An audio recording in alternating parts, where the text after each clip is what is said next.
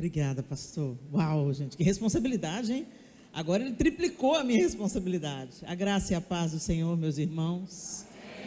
Que alegria estar com vocês nesse dia difícil para mim. O dia começou tranquilo e pastor Márcio nos pegou de surpresa. Não foi algo que foi anunciado.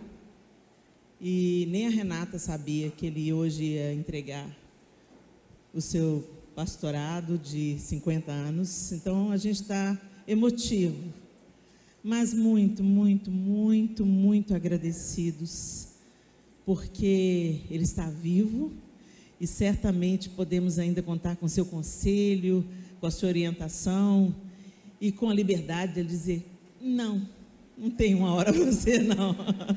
Graças a Deus pela vida do pastor Márcio, eu honro, sou ovelha dele há 33 anos.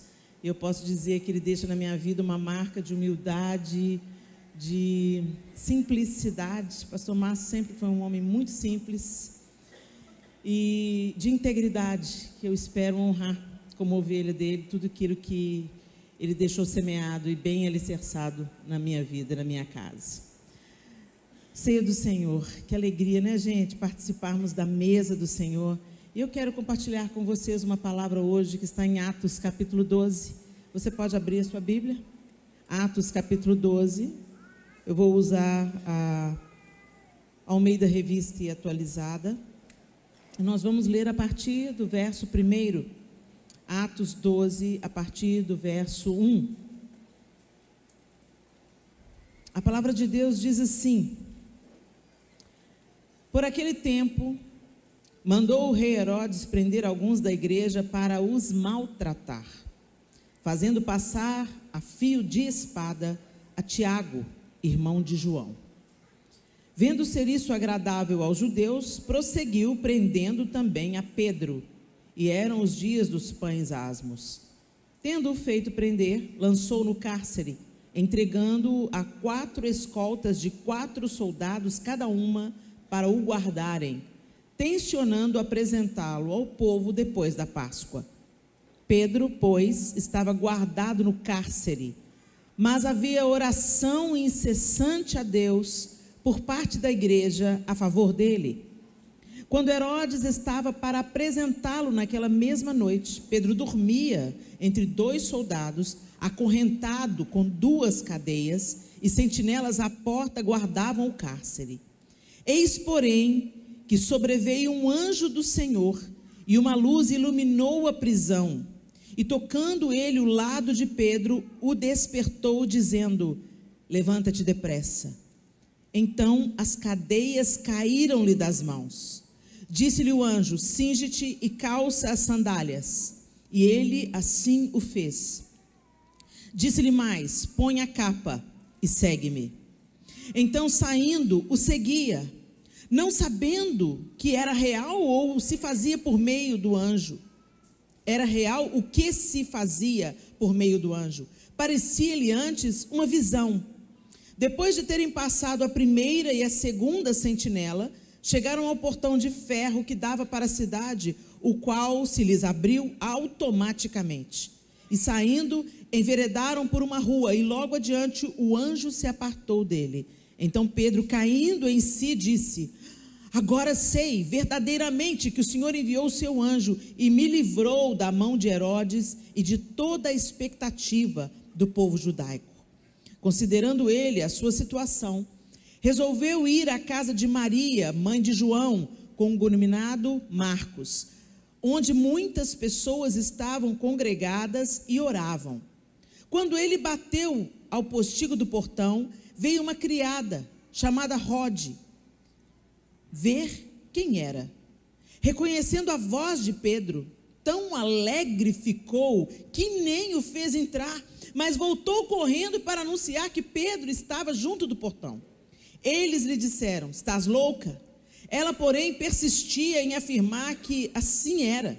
Então disseram: é o seu anjo. Entretanto, Pedro continuava batendo. Então eles abriram, viram-no e ficaram atônitos. Ele, porém, fazendo-lhe sinal com a mão para que se calassem, contou-lhes como o Senhor o tirara da prisão e acrescentou: anunciai isso a Tiago e aos irmãos. E saindo, retirou-se para outro lugar.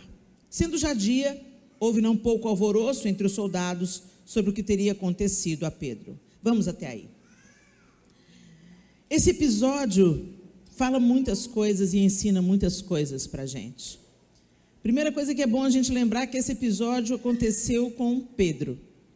Pedro, o mesmo que havia negado Jesus. Pedro, o mesmo homem impulsivo que havia cortado a orelha de Malco quando este veio junto com os soldados para prender Jesus. Pedro era um cara impulsivo, Pedro era um cara sanguíneo hemorrágico, né, como dizem. Ele agia primeiro, depois pensava.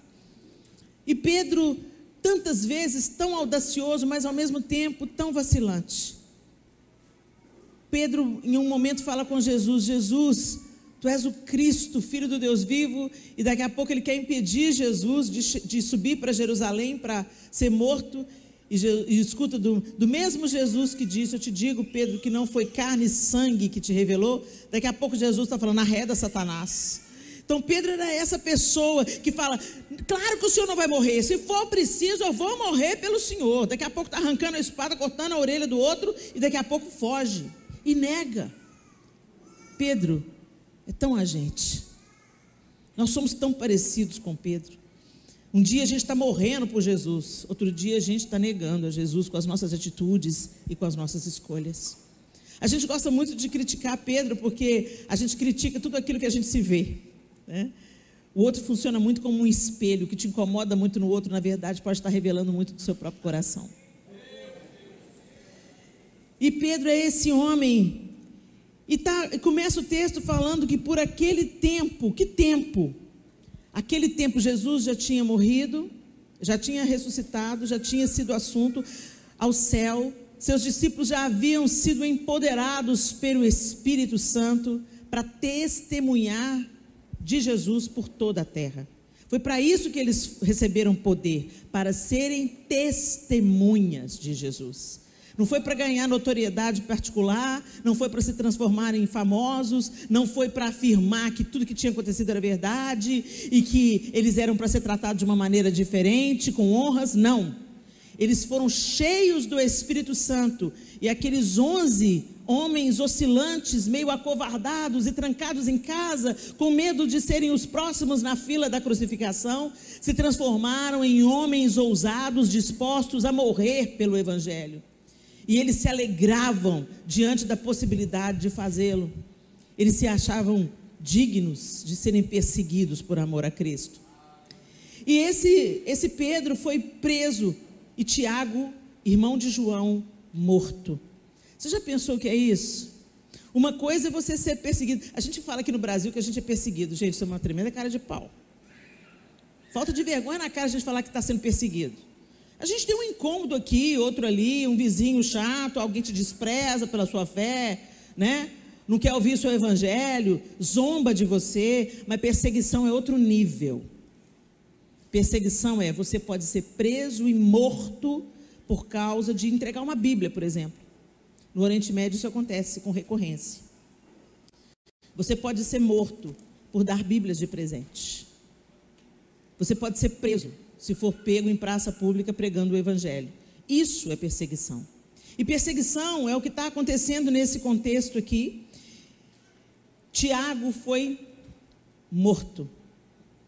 Quando a coisa acontece com alguém lá no Oriente Médio, você fala assim: ô Jesus, sustenta a tua igreja. Mas quando alguma coisa como essa acontece com seu amigo, seu companheiro de jornada, seu irmão, seu filho, aí a dor é outro nível, não é? Pega mais perto da gente. Então eu fico imaginando o coração de Pedro aqui, porque Tiago já havia sido morto e ele estava na fila para ser o próximo. Ele não estava apenas preso, mas o que o texto está dizendo para a gente é que Herodes achou legal, porque os judeus gostaram dele ter executado Tiago, então ele prendeu Pedro e falou assim: eu vou apresentar para o povo depois da festa.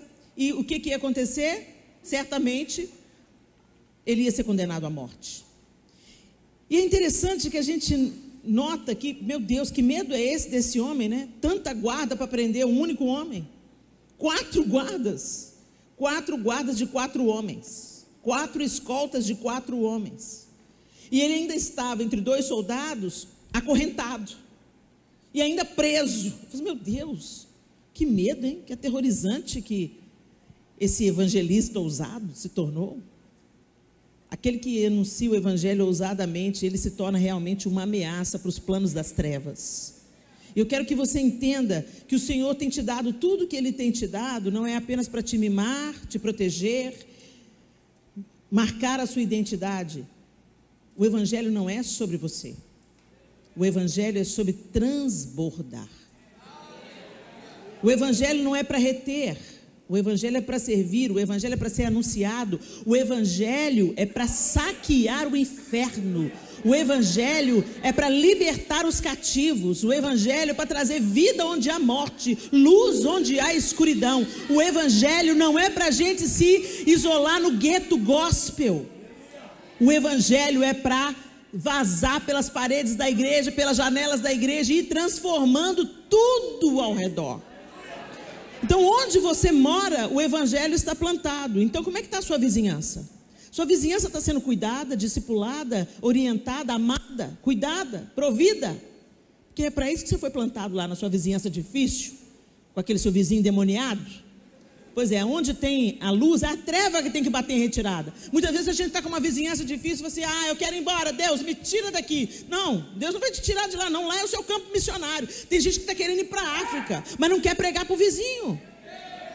Fica firme aí, seja luz onde Deus te plantou, seja luz na sua casa, seja luz na sua família, seja luz no seu bairro, seja luz na sua rua. É sobre isso que é o evangelho de Jesus Cristo.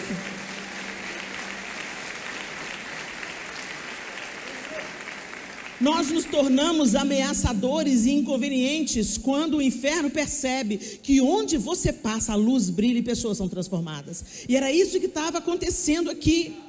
Pedro se tornou um cara tão ameaçador porque não podia reter a represa que tinha rompido os rios de águas vivas que tinham sido abertos na vida de Pedro. Onde ele ia, não tenho ouro, não tenho prata, mas o que eu tenho te dou, levanta e anda em nome de Jesus. O cara estava turbinado na autoridade de Cristo.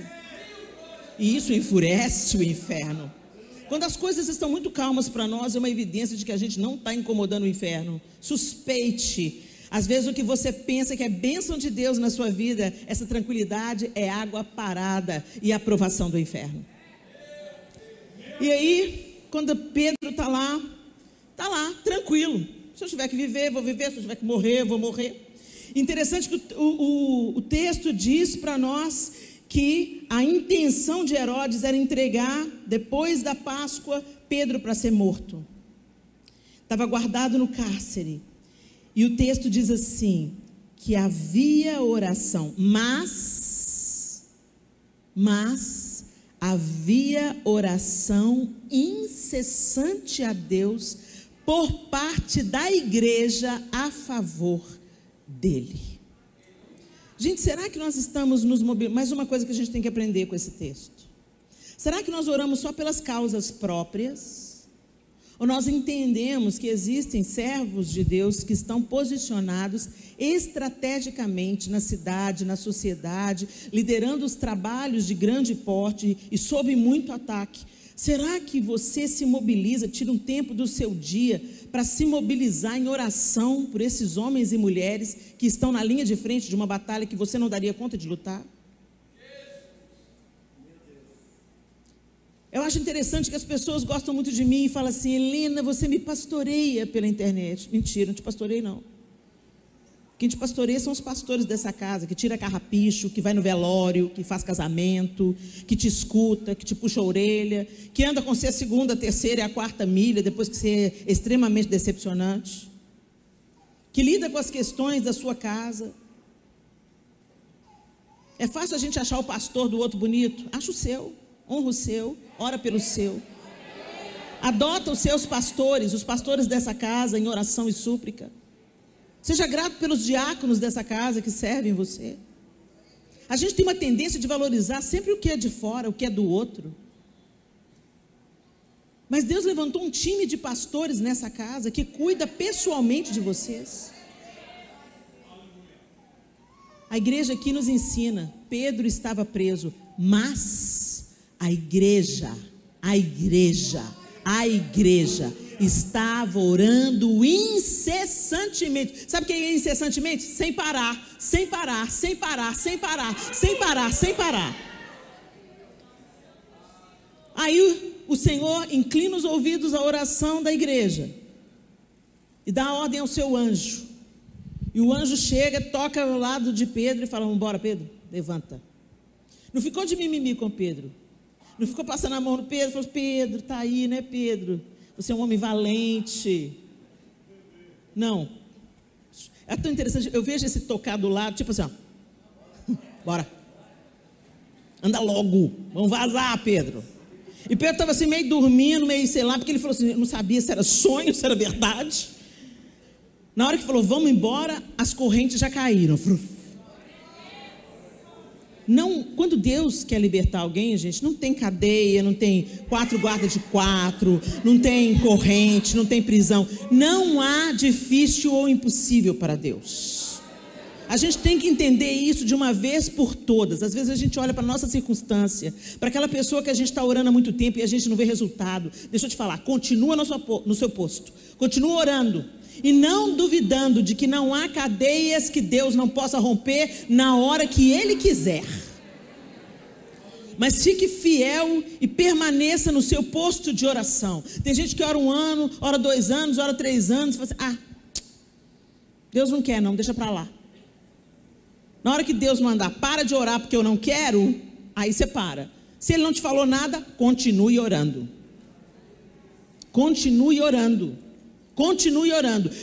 Há um tempo atrás eu conheci uma irmã que ela orou 30 anos pela conversão do marido.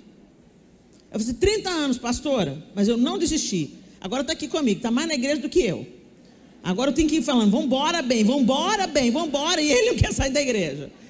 Isso chegou a sua resposta, porque você permaneceu, perseverou. E não foram 30 anos perdidos. Não apenas porque teve um resultado, o marido dela se converteu, mas porque nesses 30 anos ela foi modificada. Deus nunca trabalha de um lado só. Ele trabalha de um lado e trabalha do outro. Ele trabalha na nossa paciência, na nossa resiliência. Ele trabalha na nossa humildade. Ele abate o nosso tupete que fica altinho. Ele afasta de nós o orgulho quando Ele está moendo a gente, aperfeiçoando a gente através da espera. Então fica firme aí. E aí Pedro vai seguindo o anjo sem saber direito o que está acontecendo, se ele está vivo, se ele está morto, se ele está tendo visão ou se é de fato. E aí, gente, é tão interessante. Primeiro as cadeias caem, ele passa pelo meio da primeira guarda, passa pelo meio da segunda sentinela e o portão abre automaticamente. Hoje isso pra gente é normal, gente, mas naquela época não era não. O portão abre automaticamente. Hoje você chega em casa e aciona o controle remoto. Lá naquela época não era isso que acontecia não. E o portão abre e quando Pedro percebe, ele já está na rua. Já está livre. Aí o anjo que já tinha cumprido a ordem se aparta dele. E o que ele vai fazer? Ele vai procurar a igreja. E é tão interessante que ele vai procurar a igreja que estava acontecendo na casa de Maria, mãe de João Marcos. Às vezes a gente pensa que a igreja são só essas estruturas. A igreja é a sua casa. A sua casa tem que ser uma igreja. É importante demais isso aqui. A comunhão do corpo, a mesa do Senhor. Isso é fundamental. Mas não é para a gente sair e a igreja ser só aqui não. É para a gente sair e continuar sendo a igreja. Então a igreja no seu bairro, a igreja na sua rua pode ser a sua casa. Um lugar de oração, um lugar de busca, um lugar de anunciação do Evangelho de Jesus Cristo. E Pedro foi atrás dessa igreja. E é tão interessante que ele chega e bate na porta. E o povo estava, o que, gente? O povo estava reunido lá orando por quem? Por ele. Aí vem a serva, vem Rode, e vê Pedro. E ela fica tão alegre que Pedro está ali batendo na porta que ela vai e não abre a porta. Ela vai e não põe Pedro para dentro. Às vezes nós somos como Rode.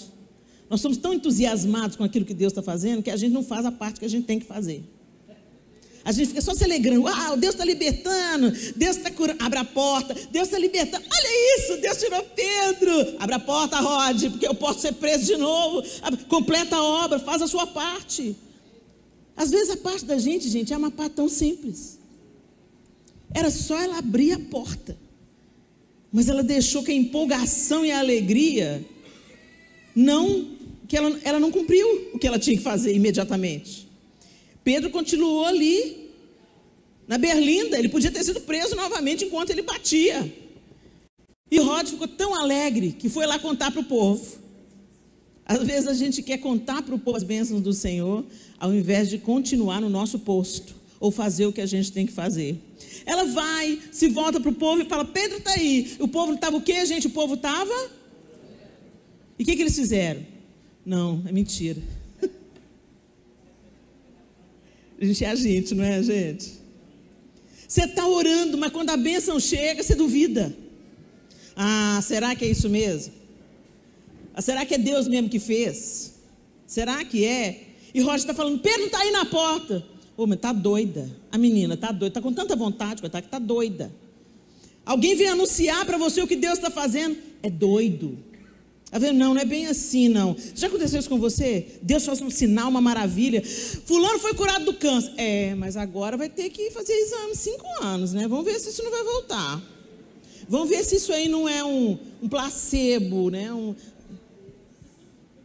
Crê, celebra, age, acreditando que Deus é fiel. Você está pedindo, quando Deus manda, você fala: ah, será?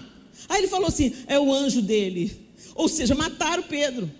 É porque na cultura judaica, gente, quando fala assim, eles acreditavam, né, que o anjo da pessoa se apartava, o anjo da guarda que guardava cada pessoa, se apartava dele quando ele morria, porque não tinha mais necessidade o anjo da guarda, vamos dizer assim. Isso é uma cultura do judaísmo, né?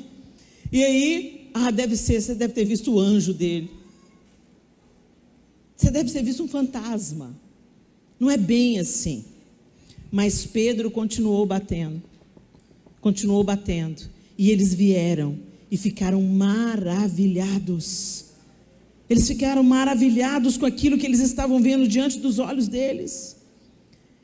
Eles disseram primeiro para Rod: estás louca? Ela, porém, persistia em afirmar que assim era. Então disseram: é o seu anjo.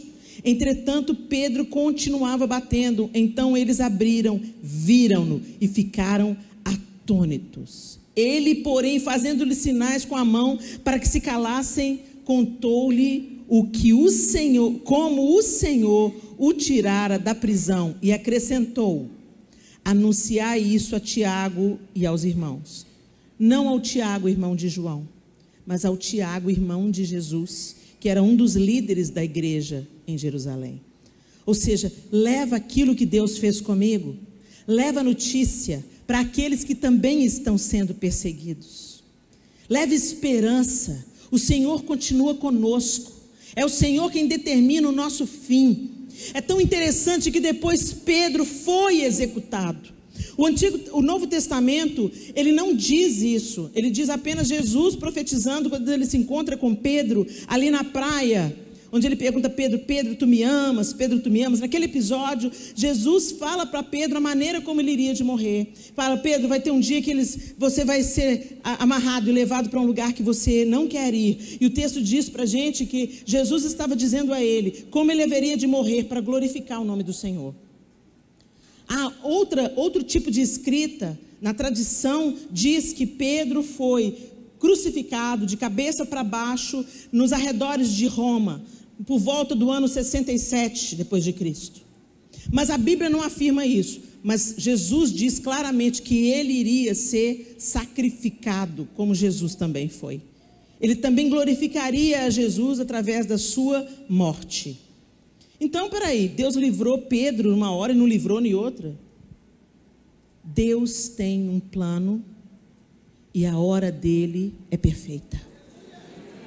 Se não chegou a sua hora, meu irmão, o inferno inteiro pode se levantar.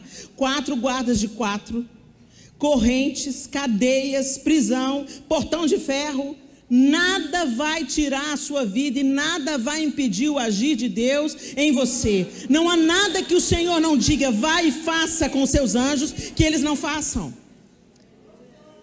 Agora, Pedro sabia que aquele momento ele estava sendo poupado para continuar anunciando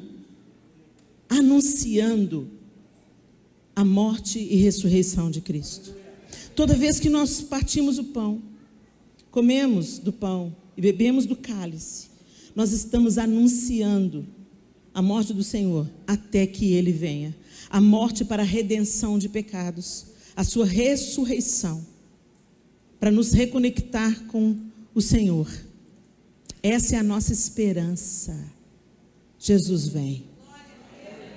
E quando nós partimos o pão e bebemos do cálice, nós estamos fazendo isso em memória do Senhor, aguardando com expectativa a sua vinda. E enquanto aguardamos com expectativa a sua vinda, nós não vivemos mais para nós mesmos, vivemos exatamente como Pedro. Ele saiu dali, mandou recado para o pessoal. Daqui a pouco, quando você continua lendo o mesmo capítulo, você vai ver que Herodes manda executar os guardas, como se fosse a culpa dos guardas, e logo depois o próprio Deus executa juízo sobre Herodes, porque ele aceita ser chamado de Deus e morre comido de bicho. Tudo no mesmo capítulo. Começa com Herodes triunfando sobre os discípulos e termina com Herodes sendo comido de bicho. Deus executa os seus inimigos. Não é papel nosso executar os inimigos. É o papel de Deus. E hoje a gente está querendo fazer justiça. Hoje a gente está querendo ensinar para Deus como é que Ele vai mudar a nossa história no Brasil. Dar sugestão para Deus como é que Ele pode nos abençoar. Quem Ele pode pôr no poder. A gente quer ensinar Deus a ser Deus. E eu quero te dizer, meu irmão, confia. Não interessa se o pau está quebrando. Não interessa se a gente vai ser preso. Não interessa. O Senhor será glorificado. Se nós somos de fato igreja, o Senhor será glorificado.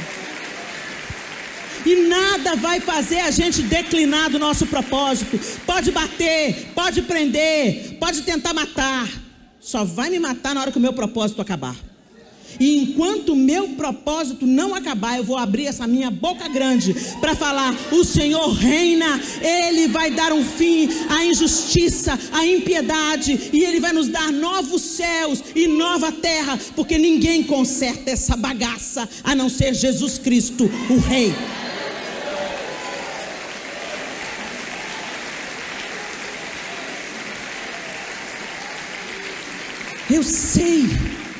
Eu sei que nós temos fome e sede de justiça. Eu sei que parece, a gente olha para as notícias, a gente lê os jornais e pensa: eu não acredito que eu estou vivendo isso. Eu não acredito que eu estou lendo isso. Eu não acredito que eu estou ouvindo isso. Agora eu quero só te lembrar nesse contexto que Pedro estava. Gente, a igreja perseguida em Roma, o Império Romano punha fogo em crente para iluminar a rua. Lançava na arena para as feras comerem. O que a gente está vivendo aqui não é nada. E quanto mais batia na igreja, mais ela crescia, igual bolo. Batia, ela crescia, batia, ela avançava. Por quê? Porque eles tinham a convicção do Cristo ressurreto. E eles confiavam plenamente nas promessas do Senhor. O apóstolo Paulo sabia o que estava falando: nem a morte, nem a vida, nem principado, nem potestade, nada pode nos separar do amor de Deus. Pode me matar, pode me prender, pode me açoitar, nada vai me separar do amor de Deus. Será que nós temos essa convicção? Será que a nossa viva esperança está em Cristo? Será que a gente está se desesperando por causa da alta do dólar? Será que Deus não está permitindo muitas coisas acontecerem para nos tirar do lugar da comodidade? Será que nós vamos ser dispersos pela terra, para anunciar o Evangelho de Jesus? É tão gostoso a gente ficar aqui nessa igreja avivada, com esse louvor lindo, né? Louvor lindo, ceia do Senhor, não tem nenhuma metralhadora na porta, mas essa não é a realidade de muitos países. E se Deus precisar de sacudir o barco para nos jogar para fora do ninho, Ele vai fazer. Deus vai usar os meios que Ele quiser usar, para que o Evangelho seja expandido. E você vai ser contado com aqueles que permanecem fiéis, ou vai ser contado com os incrédulos? Tem uma coisa boa da perseguição: limpa o muro. A história de ficar em cima do muro não rola mais. Ou você se apega ao Senhor e se apaixona e fica disposto a morrer por Ele, ou você vai seguir o seu caminho e viver pelo seu próprio interesse. Que a gente aprenda com Pedro. A Bíblia não descreve se ele estava desesperado. Em outro episódio, Paulo e Silas estão presos e eles estavam cantando. Será que a gente cantaria preso injustamente? Quando acontece uma injustiça com a gente já abre o bocão. Injustiça! Eu não aceito! Né? Eles estavam presos injustamente. E os dois cantando. E aí veio um terremoto. O Senhor continua fazendo terremotos. Mas se Ele não nos livrar da cadeia, se Ele não nos livrar, é porque Ele também tem um propósito para ser executado onde nós estamos. Que os nossos olhos estejam fitos no Senhor. Que a nossa esperança esteja totalmente nele. Que a gente aprenda com aqueles que estavam reunidos na casa de Maria, mãe de João Marcos, a não duvidarmos quando a resposta chegar. Que a gente também não seja como Rod, que ficou tão entusiasmada com uma aparente vitória, que custou abrir a porta para Pedro. Não deixe a sua empolgação te dissuadir, te distrair daquilo que você tem que continuar fazendo. Às vezes, aos tempos de bênçãos e de respostas positivas do Senhor, a gente se alegra tanto que a gente esquece da tristeza do outro, do problema do outro. Se você está passando por uma fase boa, se você recebeu respostas das suas orações, é para você continuar orando por aqueles que ainda não receberam. É para você continuar abrindo portas, já que você tem a chave na mão. A bênção que a gente recebe nunca é só para a gente. É para ser compartilhada. É para levar esperança, encorajamento e alívio na vida dos outros. Que a gente, como igreja, continue orando incessantemente. Incessantemente. Não é tempo de depormos armas. Ô, gente, a gente só vai ter refrigério quando Jesus estiver reinando. Enquanto Jesus não está no trono reinando sobre a terra, nos dando novos céus e nova terra, sempre vai ter um picareta, sempre vai ter um ladrão, sempre vai ter um safado, sempre vai ter um corrupto, sempre vai ter problema. Sempre vai ter problema. Sabe por quê? Porque nós somos seres humanos. E o coração humano é enganoso e desesperadamente corrupto. Então a gente sempre tem que estar orando. Para começar por nós mesmos. Já começa orando por você mesmo. Você pensa que é muito forte?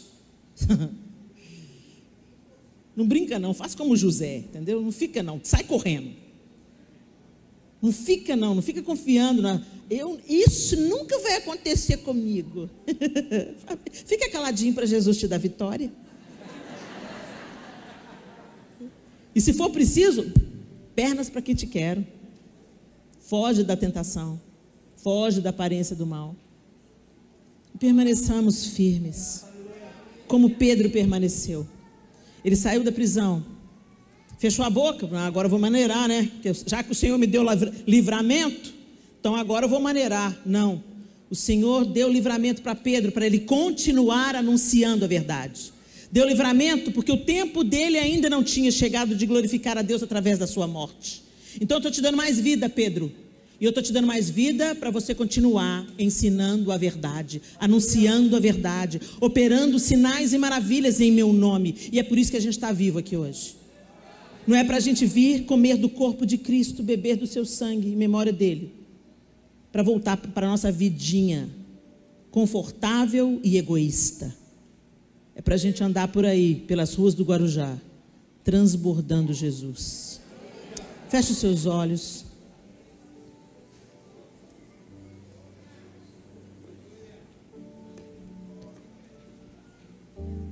E aproveite esse tempo que nós estamos nos preparando para tomar a ceia,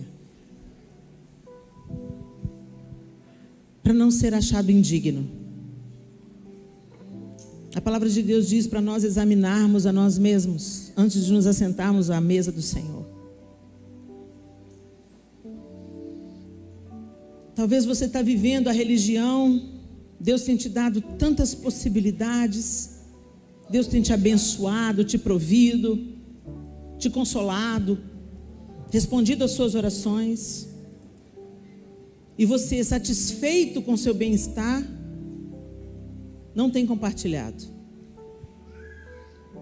não tem consolado, não tem encorajado aquele que está atravessando o dia da adversidade, o dia mau. Ou talvez você esteja incrédulo, vem beber da mesa do Senhor, mas secretamente no seu coração você questiona o amor de Deus. Senhor, por que nós estamos passando por isso? Senhor, por que o Senhor não escuta a minha oração? Senhor, por que o meu filho ainda não voltou para os caminhos do Senhor? Senhor, por que o meu marido, Senhor, não se converte, não vem para o Senhor? Eu tenho sido fiel. E a gente começa a apresentar diante do Senhor os nossos motivos, que no fundo só revelam um coração ressentido contra Deus e incrédulo de que Ele pode fazer uma coisa maravilhosa no tempo dEle. Isso também é pecado, gente. Então, enquanto a gente vai cantando esse nome, que é sobre todo nome, deixa o Espírito Santo sondar o seu coração.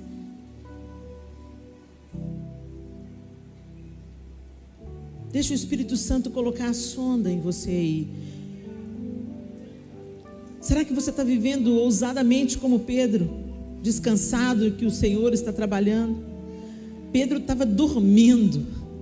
Eu fico pensando se eu ia dormir numa cadeia, numa prisão, se eu ia conseguir dormir, prestes a ser executado. Ele dormia. O anjo teve que acordar ele. Minha vida do Senhor, Ele que sabe o que faz com ela. A igreja estava orando incessantemente. Será que nós somos como aquela igreja? Mesmo vacilante na sua fé, permaneceram orando. Será que seremos contados com o Rod? Às vezes a gente está se alegrando tanto com as nossas bênçãos que estamos nos esquecendo de fazer o que a gente tem que fazer, de cumprir a nossa missão. Será que a gente está distraído com a nossa vida boa? Será que Deus vai ter que permitir uma trombeta tocar na sua vida para você acordar?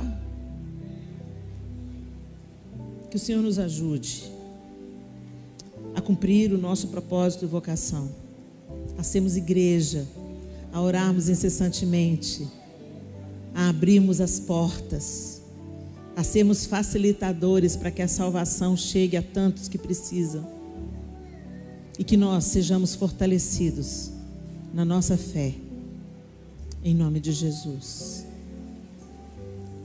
Você pode cantar esse nome?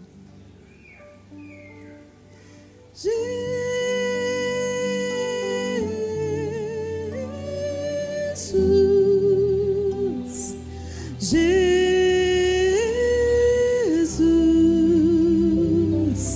Jesus,